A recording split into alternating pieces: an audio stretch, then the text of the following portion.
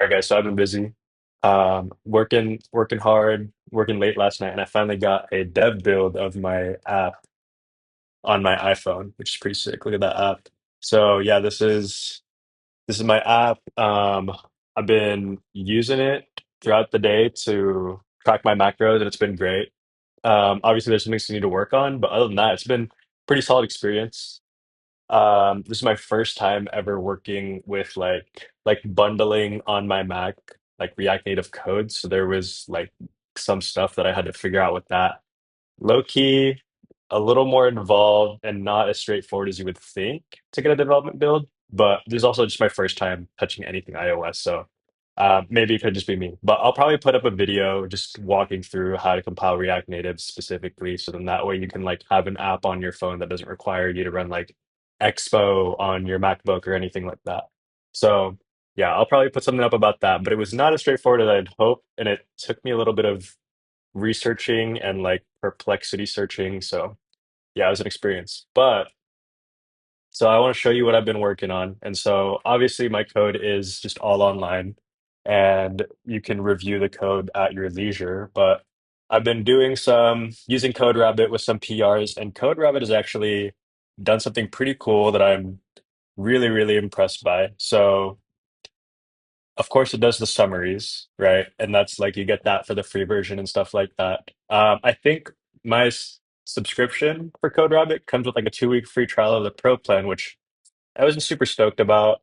I guess I wanted to try it, but I knew I wouldn't really like have the bandwidth to pay for it, and so I kind of didn't want to get my hopes up and stuff. But anyway, I tried out the 2 week free trial.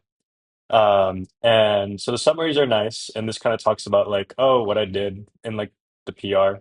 But this right here, these sequence diagrams, oh yeah, this is what I think has probably been the most helpful thing that I've seen. And Greptile does this too. So I didn't know if CodeRabbit did it right off the bat. I think this is on the Pro plan, but this kind of shows like just a user flow of like how my application works, right? And so it'll like you start off by scanning a barcode, and then you grab the data from the API, and then we end up normalizing any sort of digits into a 13 digit like IN code because that's kind of like the standard nowadays. And so actually I need to work on this process because at first I was only padding 10 onto like 12 digit EM IDs, but I realized I was like I should probably just pad all throughout. So even if it's like an eight number code, I can pad to fill it up to 13. Um, but yeah, so I get that ID and then I insert it.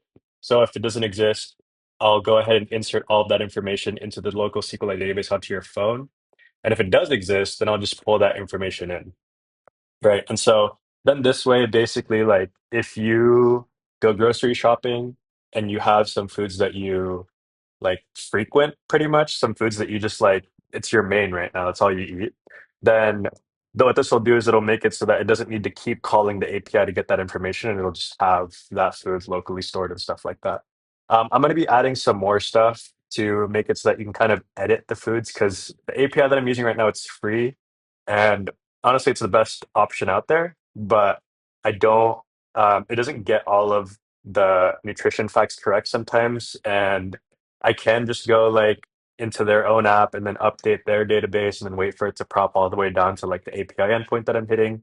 But I figured it might just be easier to just like edit those saved information locally on the SQLite database instead of me having to rely on that whole review process and updating it on their endpoint and stuff like that. So I'm gonna add some logic into that, and hopefully these sequence diagrams will pick that up. But yeah, after that, it just like it'll navigate to like the item that I scanned in and I inserted, and then from there I can just log it like normal. But these sequence diagrams, I'm just like really impressed with how well it was able to capture the whole flow of the application. And so shout out to CodeRabbit for doing that really, really well. But yeah, that's like a high level overview. Maybe I'll copy this and I'll like post this up somewhere. But I thought this was really helpful. This has like a good high level overview. And then it had some, yeah, it then leaves some comments and stuff like that, which like this makes sense. I haven't worked a lot with expos like image components. I don't know like all the specific nuances, but yeah, like this makes sense. So yeah, other than that. It's been great, just working, grinding away, and just making sure that I get this to a usable state. I'm like really stoked because I've never like actually built a proper app, so this has been fun. It's been super fun. But yeah, so next video, I'm probably gonna drop a sort of tutorial on how to bundle your React Native code if you started off from the Expo CLI, and then how to run a development build and how to run just like how to build it and then distribute it to the App Store without using EAS. Which EAS is cool, but I just don't have like 20 bucks a month to drop on just a whole DevOps cycle. And yeah, but I'll see you guys later and I'll see you guys in the next video.